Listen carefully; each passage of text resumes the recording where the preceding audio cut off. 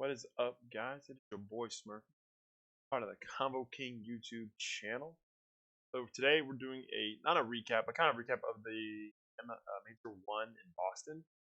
We're going to do it in the form of a rankings video, because I'm not going to cover Boston specifically, because you can kind of do both. I actually had categories pre-made, but then I realized it was letting me restart, so I refreshed it and I found a new list, and then, yeah, I changed them. So I wanted to go through it as we did it, so yeah, so we're starting over. But luckily, I found an update one. I didn't have this up-to-date one, actually. It's an older one. I'm kind of going off on a tangent. But anyway, so we had Major 1 this past weekend. I did a video on it Thursday. I think I was pretty good in my predictions, at least for the most part. Some of them are some surprises, obviously. So we'll kind of cover that briefly in the video. But obviously, just comment below, comments which all thought of the event. Was it fun to watch? Did you have anything in particular you want to take away? Did your team play well? Did they stink? Actually, my team did terrible, surprisingly. Oh, sorry, I'm a little thirsty. So we're gonna start it off. So like I said in my video, I had Ultra winning it all, basically. My favorite to win it, and they did. I mean, they just clearly look better than everybody. The slang they have on top of like the communication, which is just like their comms aren't ever really cluttered with like unnecessary like noises or like yelling or whatever. They just get stuff out urgently, but they do it in a very like organized manner. Their rotations on hardpoint are always really good. They have a strategy where I think, to me, it seems like with the way they do their hardpoints, they don't really rush into certain points of kill time. Like I was like, for example, on phase and sub base, they weren't like making. They're very patient. And if they think that the hardpoint they're not going to be able to win, they don't force it like some teams do, and they let the game kind of come to them in a way. If that makes sense. I hope it does. That's what I kind of noticed, especially against phase in the hardpoint. They just kind of let, like, if they find a hill, they're not going to force a hill. They're not going to rush it unless obviously they need to, but they don't rush hills. And then if they don't win, like, the hill, like P2 or something like that, they'll just hold off, set up early for P3 positioning. More so than anything, they'll try and force get in there, but not focusing on doing that. They're kind of getting at this point, they think that they're locked out. They're not going to force it, which can cause, like, wipes and stuff like that. So honestly, I think that's a reason why things like that set them up for success. Number 2 is going to be phase. He took second in the event, and it's not really why I have them, but the slang that they have, the only team I think that kind of can beat them on a regular basis for that right now would be Ultra and the Subliners, but we're going to get into them a little bit later. But obviously, and Optic, I guess, too. So just ultimately, I think they just aren't as nuanced when it comes to the play of the game, and I think their comms are good. I think they have a good squad. I think Draza is still relatively a new piece. They might need a little bit more time, but these are like my teams I'm here picking right now for a championship favor right now, just because from what I'm seeing currently. Boston Breach, I'm probably putting at bottom for now. They just aren't playing well. I mean, I like the roster. I like Snoopy and like Capsule a lot. I feel they might need to make changes though between Krista and or Slasher. They're just not playing well. But I would at this point I'm kind of opting more just for excitement reasons and probably for potential. Capsule and Snoopy have impressed me a lot, and I think that should kind of give them a nod here. Maybe change one piece. Maybe keep Priesta because he was on a championship winning team last year. So Slasher probably be the one I'd probably be more likely to move on to at this time. Next team we're gonna go. I'm just gonna go down here because I was gonna go to order the teams here, but honestly we're just gonna go ahead because I had it hold all this video set up with layout for the tiers, but now I'm kind of reeling. So bear with me. So we're gonna put actually number 3. I will put Optic Gaming here. They obviously took third at the event, but I'm not following I'm not gonna follow once we get low down. I'm not gonna follow the order, but realistically they played way better. I will admit I was completely wrong with the team. They played very well in LAN. I will say they struggled mightily though after they started playing phase, and it just wasn't great against phase.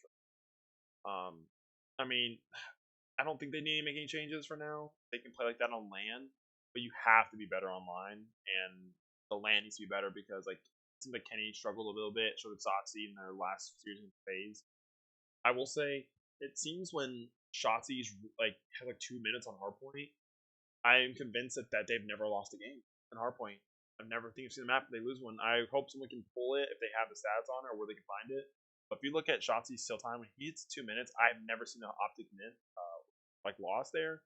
I think it's gonna be a strategy moving forward when he's initiating the hard points, and he holds it down. He does really good pulling. I think Dash does a good job too, but I just think that we see more of a win rate when Shotzi fights 2 minutes on kill time, or he has more kill time, and they usually just play better. He just slays better, if it's just because of the movement or like the ability to he's kind of cracked. The dude's cracked, so I think that allows him to kind of be more short range consistently than maybe challenging fights that are a little bit further. He's like kind of known for as like a movement guy. Um, so yeah, number three, keep the roster going. I think honestly impressed me. You know what? For now, we're good here. I mean, there's probably some potential for change, but we're gonna wait one more event before we get to number four. It's gonna be a little bit interesting here because I really don't think there's a fourth team that's really like particularly good. I'm still with the hot take. Not the hot take. I'm gonna put Rocker here because they did finish fourth. I'm going with rankings, but I really want to put subliners here. But they really like put their changes from GodRX to they switched from GodRX to what's his name? I'm pulling it up right now because I'm blanking on it. GodRX to Fellow. There it was Fellow. And from that switch alone, I think they impressed early against subliners in that upset. I think they had a good run. They beat like Gorillas handedly. They lost to Ultra, I mean 3-0, and they lost to Optic here. I mean, it's not like it's a front. Now, they didn't play well. They didn't like keep it close. I mean, they were competitive in all their maps, but I think they lacked the upscale right now. But they are somewhat new still together through the new piece and Fellow. So just let it sit, let it marinate, let it grow. I'm talking let it grow some serious algae on that. Like, so let it sit there. I like it. Um, Fifth, I think I'm still gonna give the benefit of the doubt here. Subliners, because they had a terrible event. I don't think any part of it was really great for them. Hydra was solid, of course, as always, but Kismet and Sib were just up and down the whole time. Ultimately, I think they should get together, but I'm gonna give them one more event, two more events before I start like really demoting them here. But did not really like what we saw from them at all this past weekend. That's all I got to say on that one. Really, that's really it. Next, I'm gonna put probably. I'm not saying I'm a fan of them, but I'm gonna probably put Gorillas here. They were surprisingly good. Honestly, they were competitive in pretty much every single match they played. I think their one like major loss was like I think they really had a major loss. Actually, no, they didn't reach a major loss. So they either won their matches or they lost to a really good rocker team. But I mean, ultimately, they almost won that match 3-2. They lost 3-2. The map count. I didn't really get to watch that game, so I need to go back maybe look at the gameplay there. But I had prior plans I had in place. But in the event, I mean, this team is right now living and dying by Fame S&D. Because Fame is one of those players that just seems like he's really good at S&D, but not much else. And at times, sometimes he's decent, but then like he'll have like a game where he goes 0.5 KD. You can't have that in a respawn at all. Same with Estriel being an issue where it just seems like he's not good at S&D. It doesn't really fit his playstyle. He's a really aggressive player. He's a fast player, kind of like Chauncey in a way. So sometimes it seems like he struggles in S&D because he's not able to. He doesn't know the maps as well as Chauncey does to kind of get around that. Chauncey has a lot of intel in the maps. He grinds the game, and he has a lot of good spots he finds. Does all that stuff. He does it like on his YouTube.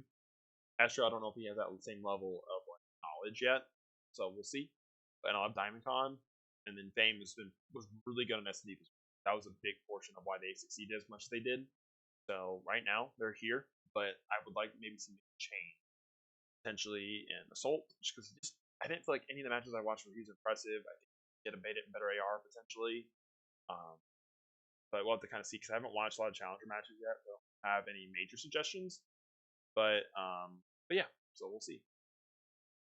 Next, I'm going to go with honestly, it's gonna be a hot take, especially over other teams on here. Royal Ravens, the Ravens, so not Royal. I think they're Royal. Even they were really impressive. They just the Ravens are a conundrum because they ultimately have a roster that doesn't seem great on paper, but they were very competitive in all their games. I think if they can just kind of, I don't know what they need to figure out on. They had games where they just like the Surge lost. They should have won that match. but they kind of fumbled the bag. They had a lot of close matches they just couldn't finish the games on. That was kind of the case for most of the weekend from all their matches that they did lose. They lost to they beat Subliners, which is wild to me. They don't, but then yeah, they played no, they don't play matches. So, but I mean, even in the match, some of those matches, they almost gave Subliners reasons to win their matches. Same with Surge, and Surge capitalized on it, what Subliners didn't. So I think we just need a little bit more time, maybe gel together. So I'm ready to let this ride a bit. Let's see where it goes. But I like them honestly. They were good. They're not good on land, but I think they might be a good online. They might be a good land team this year. Then we're gonna go with. I think this is very close. It's pretty much like 7A, 7B really. You have Legion. I think Legion also played really well this weekend. They 3-0'd Heretics, which I thought was pretty good quality win for them honestly. They had a close game with Gorillas. I didn't get to watch that game unfortunately. I do want to go back and watch that. But if you look at the roster makeup and like the stuff I could see in the matches, I could like clips of. I mean, this team, I believe in this team. It's a solid team. It's Hatch, Standy, you got Purge is like that new rookie, and then Nero, and Nero's been playing well online. Let it ride, I think. Here they didn't look incompetent. They obviously look like a solid team. When they look solid, they may not like have like the record to prove it, but just let it sit because I mean ultimately they're kind of gelling still this roster. So I'm always gonna err on the side of a team sticking together because I'm a proponent of continuity. If you look at the two top teams right now, continuity with Ultra besides maybe like one or two changes here and there, but they do it very systematically. They don't just do it just to do it, do these changes. Like I think Optic does that a lot, and some of these other teams, bottom, they just go through these purges over their roster and try to make like drastic changes a lot of the time. And I just feel like um, it it hurts them more than anything. Just let the team kind of like grow as like chemistry wise and get cohesion, and we'll see where it goes. And that's where I kind of at with both of these. Now we're gonna get to the teams now. I'm like a little bit worried about as well. I'm actually probably gonna up. Actually, yeah, I'm gonna move up Reach, and I'm gonna put Heretics here for now. 10 because they were really bad. They were bad, and I mean they were terrible.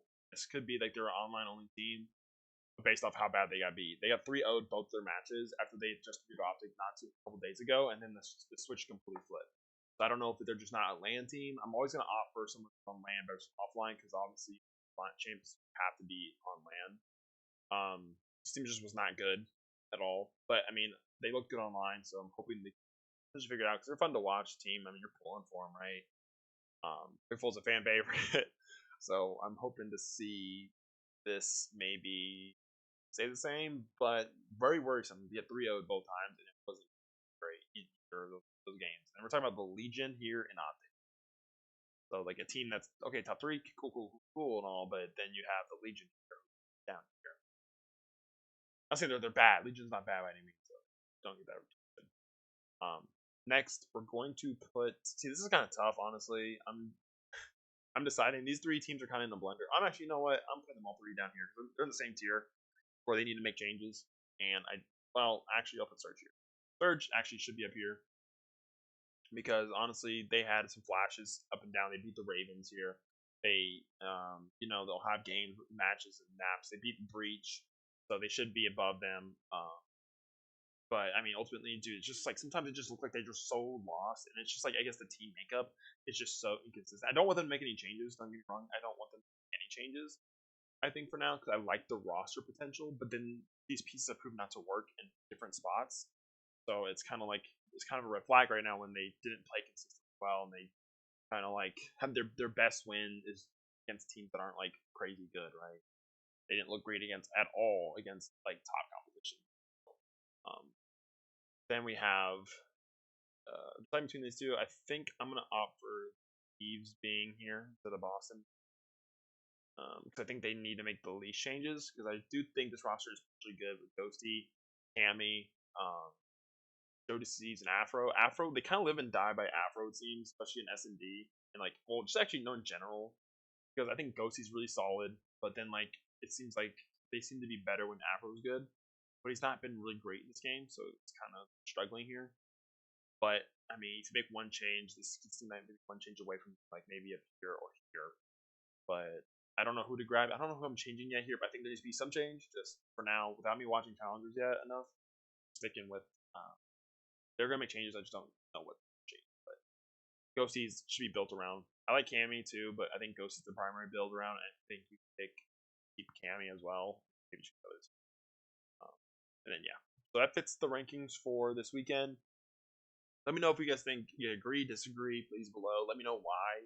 If you have also, for especially if the teams are lower down, if you think there's like a player from Challengers you mentioned, I would love to go maybe go look at them because I don't know all Challenger players enough. But if you think there's a player that might fit for one of these teams, I would love to then just take a look at them, see where they fit maybe, or even for example, like obviously I think Temp and ASIM should be on Temp.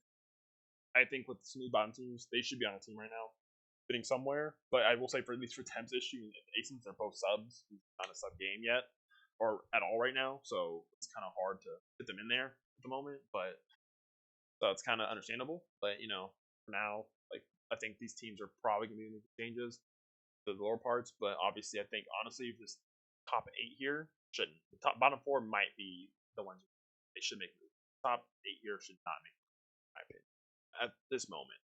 Now, if we start seeing some struggles between these middle 4, yes. But these 4 for sure. These other 4 for now, yes. And then these ones, yeah, they make changes. So that's kind of the video, I guess, overall for rankings. Again, comment below if you guys agree, what y'all saw this weekend. I'd love to maybe talk about in the comments about it. Ultimately, again, it's kind of just first event, so it's always different. I mean, you kind of watched the first event last year; it was subliners, but then they ended up doing it all the next following. They struggled mightily after the fact. So it's always interesting to see how the reactions be after the first major. But people kind of overreact. So honestly, just for fun. Been your boy Smurfyy. I'll see you.